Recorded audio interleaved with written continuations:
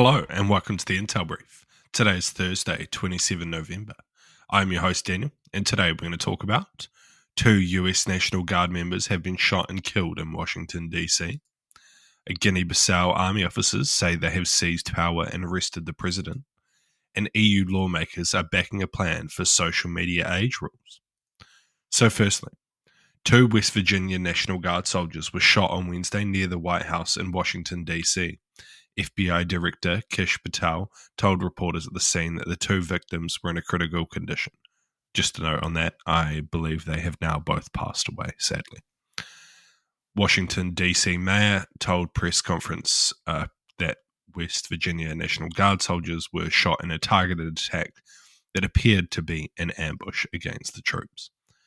Police said that they had arrested 1 suspect, and on Wednesday night, US President Donald Trump called the shooting an act of terror. So what? I think in addition to what was reported here, Trump has announced 500 additional soldiers being deployed in Washington, D.C., and that the individual that conducted the killing was identified to be an Afghan national, and as such, Trump has paused all visa applications regardless of reason, including people coming out of Afghanistan following the Taliban takeover, due to his nationality. This is just a pretty sad state of affairs. Like why he killed them, what his goals and aims were, are yet to be determined. Calling it an act of terror, I think maybe jumping the gun. Maybe he was just a mentally unstable individual who was having a bad day. But yeah, regardless, very sad for the family of these 2 soldiers, and just another dark day in the US to add to the rest. And next, a group of military officers in Guinea-Bissau have claimed total control of the country a day after 2 leading candidates in a tightly contested presidential election each declared victory. Calling themselves the High Military Command for the Restoration of Order, the officers read out a statement on live television on Wednesday, declaring that they had ordered the immediate suspension of the electoral process until further notice. They also ordered the closure of all land, air, and sea borders and an overnight curfew. The move came shortly after sustained gunfire was heard near the Election Commission headquarters, the Presidential Palace, and the Ministry of the Interior in the capital, Bissau. So what? This just looks like another run-of-the-mill coup in Africa, which is becoming all too common in recent years. There seems to be just a high frequency of these happening. Why they chose that point to take over is currently unclear.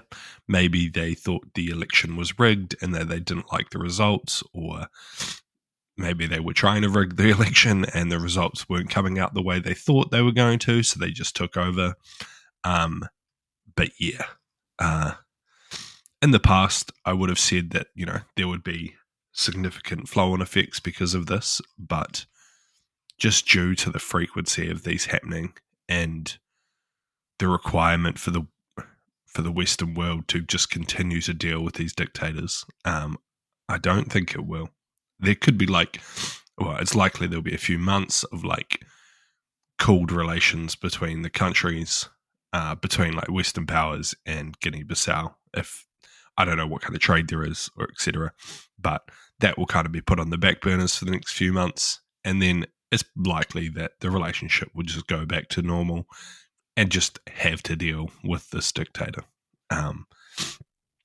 What the plan is long-term for this military leadership is currently unclear, but it's quite possible that they intend to control the country as a military dictatorship. So yeah, just another African country turning into a military dictatorship. Basically not even news anymore. And lastly, the European Parliament agreed on Wednesday to restoring a call for a default minimum age of 16 for accessing social media platforms, arguing it would ensure age-appropriate online engagement. The move comes amid growing EU debate on how to shield minors from harmful content and addictive digital features. So what? I think this is all coming after as Australia is pushing forward with their ban. Their ban is set to come into force very soon, and they are starting to prepare social media platforms for the ban of minors on social media. So I think the world is basically watching that to see how it goes, to see if it works, to see how it's enforced and how social media companies react. And if it does go well, then I would say we'd start to see this rolling out around the globe, especially in Western nations. I do think it's probably a good thing. Social media is not great. It's not good for kids. I mean, I'm pretty sure everyone can agree on that. How they enforce it is kind of the difficult part, because you're essentially going to have to verify the age of everybody, which means you're going to have to collect biometric identity of every single person, which is going to be a bit of a problem. But yeah, I don't know. Definitely some kinks to iron out and how it actually gets implemented, but I think the wider concept is a good idea. Social media has done not much positive stuff for children. So, yeah, fair enough. Anyway, that's the Intel brief for today. I hope you're well, and I'll see you again tomorrow. See you!